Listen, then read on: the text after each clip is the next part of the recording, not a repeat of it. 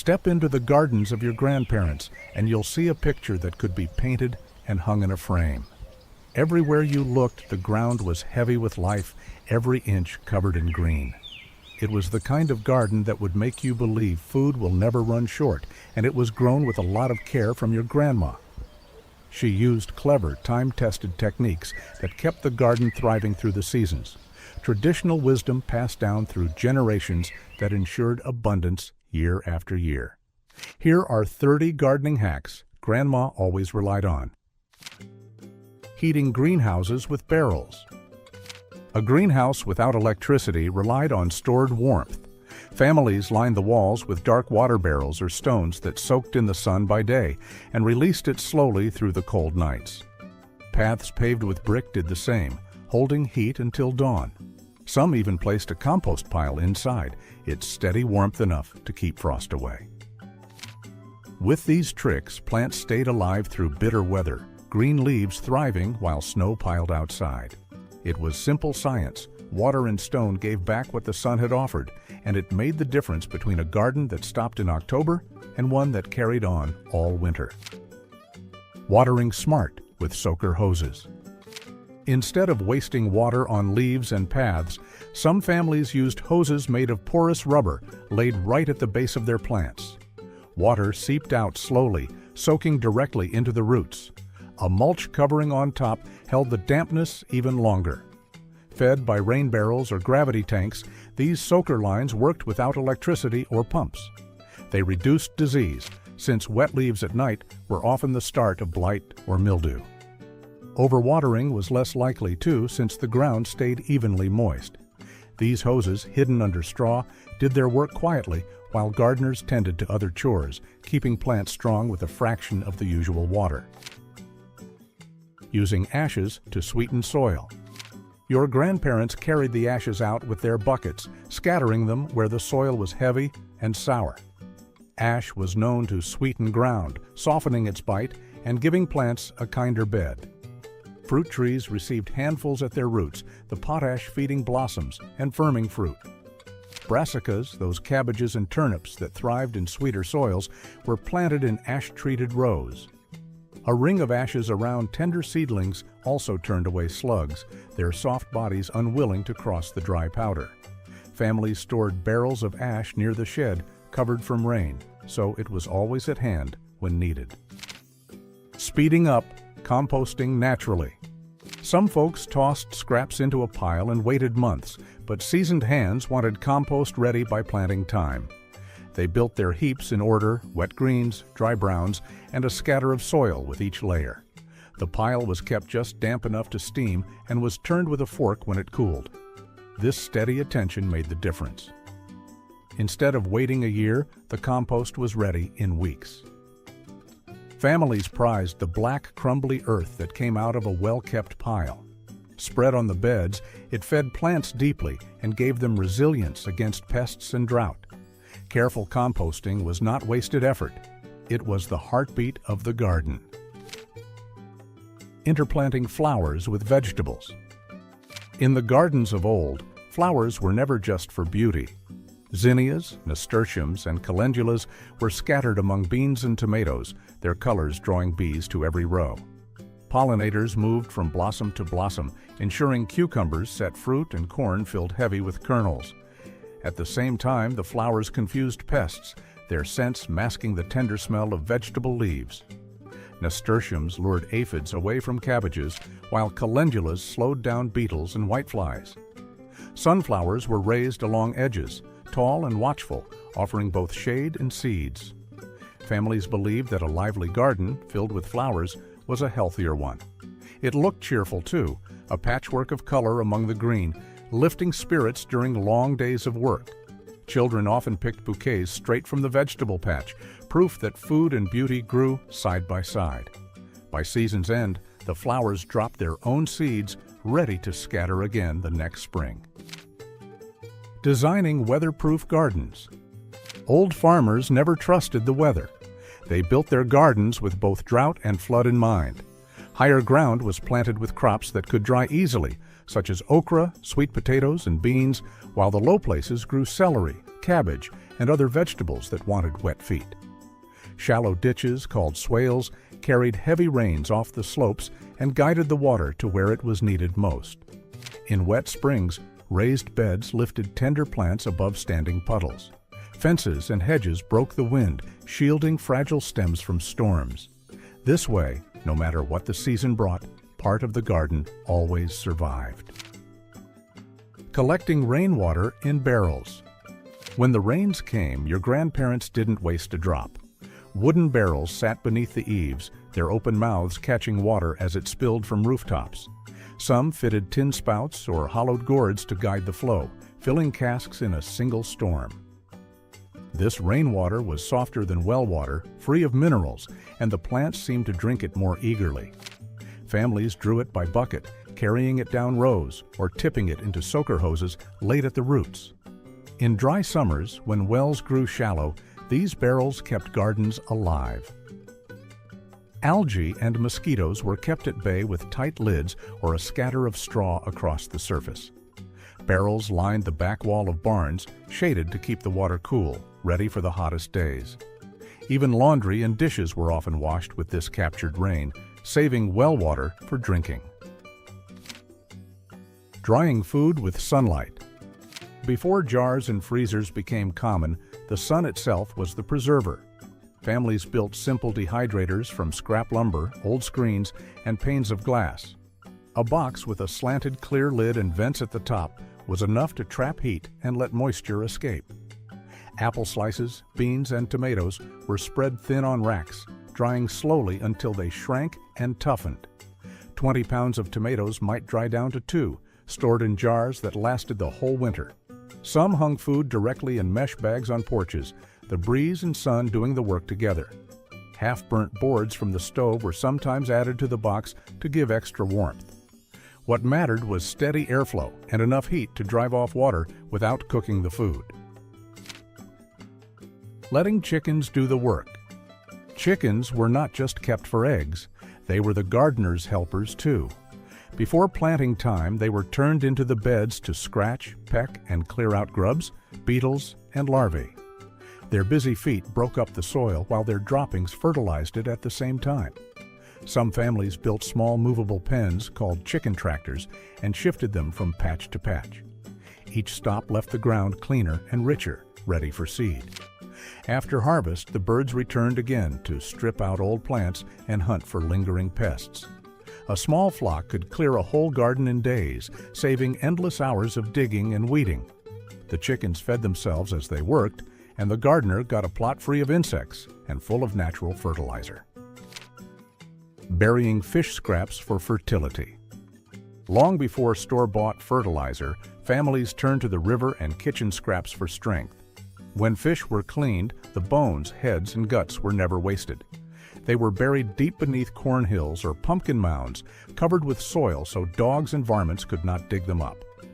As the remains broke down, they released steady nourishment, rich in nitrogen, phosphorus, and oils that fed roots from below. Old farmers swore their corn grew taller and greener when planted over fish.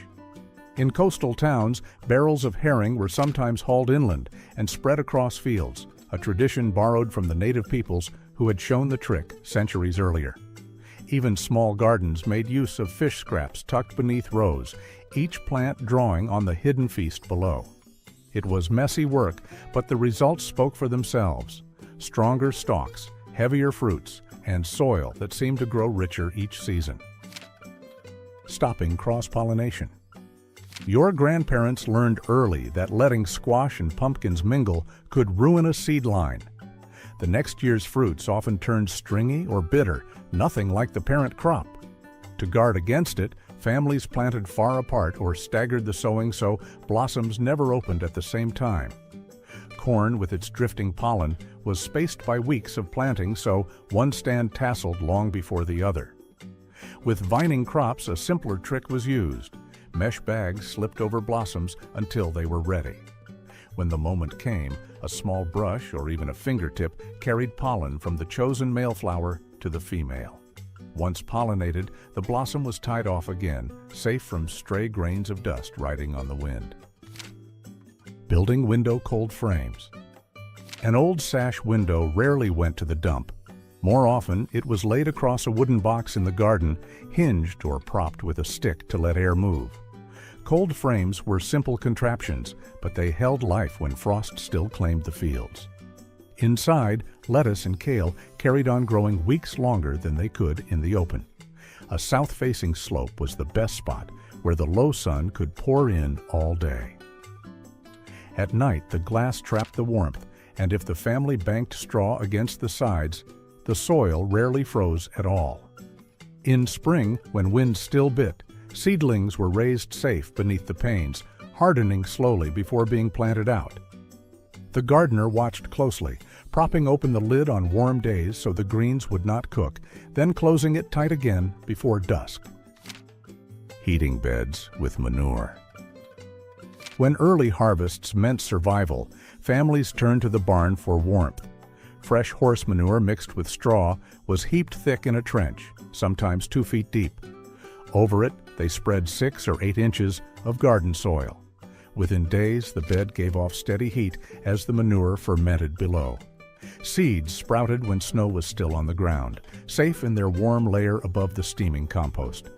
Radishes, carrots, and lettuces appeared long before the neighbors' gardens stirred. Old farmers called these hotbeds, and they built them in spring as faithfully as planting corn in May. The warmth lasted a month or more, long enough for seedlings to gain strength. By the time the heat faded, the manure had mellowed into rich earth, feeding the young plants that remained.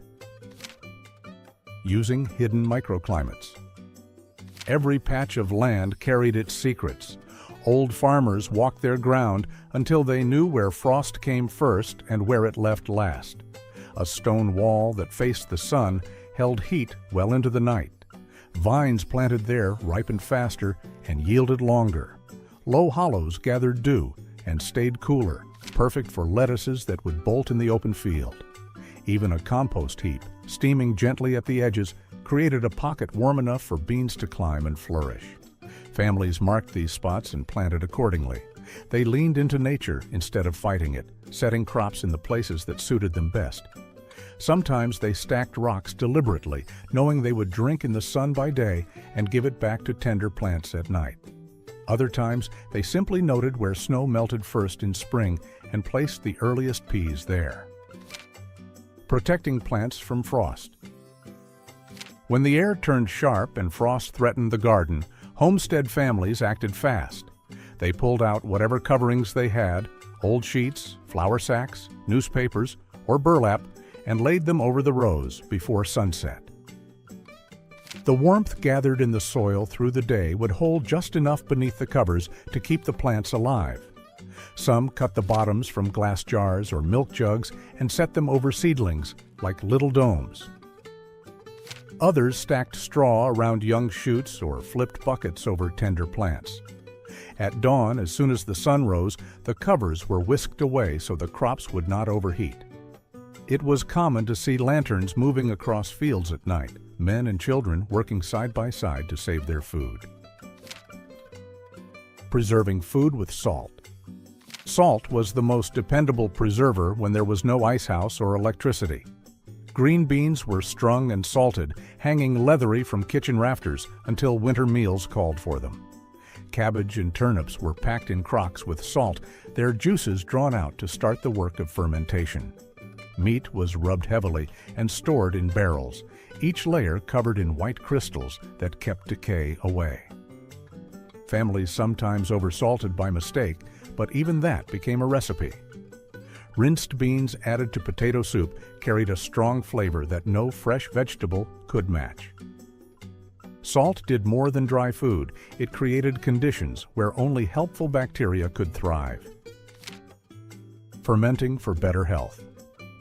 Glass jars bubbling quietly on the counter signaled an age-old method that needed nothing but salt and patience. Sauerkraut was the most common, cabbage packed into crocks, pressed under brine, and left to sour. But it was not just cabbage. Cucumbers, beans, and even carrots were given the same treatment. The brine kept out rot while encouraging the growth of beneficial bacteria that gave food its tang. These ferments were more than just preserved vegetables, they carried living cultures that helped with digestion and health. Families checked the jars daily, skimming off any scum that rose to the top and tasting along the way until the flavor was just right. What came out was crisp, tangy, and nourishing. Powering soil with a broad fork. The broad fork was a simple tool with two long handles attached to a row of heavy steel tines. Instead of turning the soil with a plow or tiller, gardeners pressed the tines deep and leaned back, cracking the earth without flipping it. This left the natural layers of soil life intact while loosening the ground for roots to travel deeper. It spared the back compared to endless shoveling. Worms and fungi thrived undisturbed, and water drained better after a broad fork had passed through. Old farmers favored it because it did not bring up weed seeds or exhaust the soil the way constant tilling did. Each year, the ground grew softer, healthier, and more fertile. Once a gardener tried a broad fork, they often gave up the heavy tiller entirely, keeping to the slow, deliberate method that built soil instead of breaking it. Harvesting together on Cannery Day. Instead of picking a little here and there, homestead families often planned for one great harvest day. Rows of tomatoes, beans, or corn were planted so they ripened all at once. When the time came, baskets and crates filled quickly, and the whole family gathered to preserve it in one push. Canners boiled on the stove, jars lined the counters, and every hand had a task: washing, chopping, stirring, or sealing. By the end of the day, shelves were heavy with jars of stewed tomatoes, pickles, and relishes. This system was efficient, saving firewood, time, and effort by processing in bulk instead of in scattered batches. It also turned the work into a family gathering, more like a barn raising than a chore. Dozens of jars sealed in a single weekend carried the household through the cold months ahead. Growing potatoes in towers. Space was never wasted, and potatoes proved that better than most. Instead of spreading across a field, some families planted them in towers. A tire, barrel, or wooden frame was filled with soil, seed potatoes planted inside, and as the stems grew tall, more soil was added. Each new layer of buried stem sent out fresh roots, forming more potatoes along the way. By the end of the season, a tower just a few feet wide could yield a winter's worth of food. Children liked to help with the harvest, pulling down the stack and finding tubers hidden in every layer. Filling garden beds with logs. On land where soil was poor or thin, country gardeners buried wood to make it fertile. They dug trenches, filled them with fallen branches and rotting logs, then topped it with kitchen scraps and good earth. As the buried wood broke down, it soaked up water like a sponge, holding moisture for weeks during dry spells. The slow, rot-fed plants steadily, keeping the soil rich without constant fertilizing. These Hugel coulter beds, as some called them, often lasted for years before needing renewal. Even in the driest summers, crops stayed green and strong when grown above a foundation of decaying wood. What began as waste from the woods became the lifeblood of the garden. Growing herbs in spirals. Herbs with different needs were once thought difficult to keep together, but old gardeners solved it with a spiral mound. Rising 3 feet high and coiled like a snail shell, the spiral created many little climates in a small space. The top was dry and sunny, fit for rosemary, thyme, and sage. The bottom, shaded and damp, held mint and parsley. Each twist of the spiral gave a new pocket of conditions, and the whole thing fit in a circle only a few feet across. Families built these spirals near the kitchen door, where cooks could snip herbs without crossing the yard. The mound was as practical as it was handsome, a living arrangement of flavors at arm's reach. Planting in keyhole beds. In some gardens, the beds were shaped like circles with a narrow notch cut in, resembling a keyhole. From the center, a gardener could reach every plant without stepping on the soil. In that center space stood a basket for kitchen scraps. Peels, husks, and leftovers went in, breaking down slowly and feeding the plants around them. Water poured into the basket, spread outward through the bed, reaching every root. This clever design saved effort and back strain, while also giving richer soil each season. Vegetables in keyhole beds often grew larger and more plentiful than those in long rows, all because food scraps and water were used right where they were needed. Layering compost the right way. Your grandparents did not just toss scraps into a pile and hope for the best. They built compost like a lasagna, laying greens and browns in tidy layers. Kitchen peelings, weeds, and grass clippings went down first, followed by dry leaves, straw, or old newspaper. Each layer was sprinkled with a little soil to add the microbes needed for the work ahead. Left alone, the heap heated up, steam rising as it cooked itself into black earth. Unlike a random pile that rotted unevenly and stank, this method kept odors down and sped decomposition. By the next planting season, the pile had turned into crumbly soil that smelled sweet and earthy. When spread in the garden, it gave plants the strength to resist disease and drought. Families knew it as black gold, and it was worth more to them than any store-bought fertilizer. Shielding soil with cover crops. In traditional gardens, soil rarely remained exposed. After harvest, gardeners promptly sowed clover, rye, or buckwheat. These cover crops served multiple purposes. Their intricate root systems anchored soil against erosion. Their broad leaves created natural shade that suppressed weed growth, and when eventually turned under, they decomposed into valuable organic matter that nourished the earth. Winter rye was particularly valued for its ability to penetrate and break up dense clay soil with its robust root system, while its verdant growth added rich organic material when spring plowing commenced. Beyond preventing soil loss, these strategic plantings captured valuable nutrients before they could leach away with rainfall, ensuring the ground remained fertile and prepared for the next growing season. Fighting pests with marigolds. Bright orange marigolds were more than decoration in your grandparents' gardens. They were planted as living guards. Their roots gave off chemicals that drove nematodes from the soil, sparing vegetable roots from damage. Their sharp scent in the air turned away aphids, beetles, and whiteflies. Gardeners often ringed a whole bed with marigolds or tucked them between rows of beans, tomatoes, and cabbages. The flowers not only protected the vegetables, but also drew in ladybugs and parasitic wasps that hunted the very pests marigolds repelled. Some families swore that potatoes planted beside marigolds escaped the Colorado beetle's reach altogether. Starting seedlings in newspaper pots. Store-bought trays were not always at hand, so families made their own pots from folded newspaper. A glass jar or tin can was used as the mold. The paper was wrapped around, folded under, and slid off to form a tidy cylinder. Filled with soil, it held a seed just as well as clay or plastic. When planting time came, the whole pot was set into the ground, where the paper softened and vanished into the soil. This spared the roots from shock and added a bit of organic matter as well. These handmade pots were free, plentiful, and saved money that could be put elsewhere. Every kitchen drawer held the raw material for the season's seedlings. Which of these tricks would you use for your garden? Let us know in the comments below. See you in the next one.